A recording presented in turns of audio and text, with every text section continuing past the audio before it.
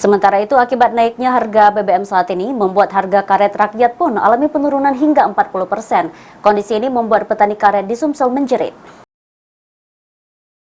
Kenaikan harga BBM saat ini mengakibatkan harga karet rakyat alami penurunan mencapai 40% atau dengan harga Rp5.500. Kondisi ini tentunya cukup disesalkan oleh petani karet karena penghasilan mereka pun alami penurunan. Anggota DPRD Sumsel yang duduk di Komisi 2 Abu Sari mengungkapkan, pihaknya telah berkoordinasi dengan pemerintah provinsi dan hasilnya saat ini pemerintah telah merekrut tenaga pendamping perkebunan di setiap kecamatan. Sehingga dengan adanya tenaga pendamping tersebut bisa memutus mata rantai tengkulak, sehingga dapat meningkatkan kesejahteraan petani karet. Bukan di tingkat kecamatan.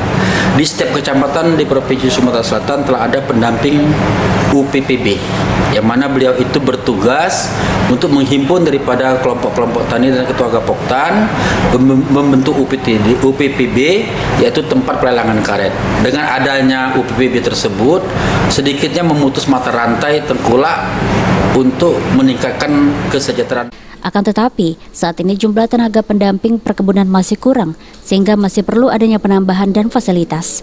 Firman Hidayat, PAL TV.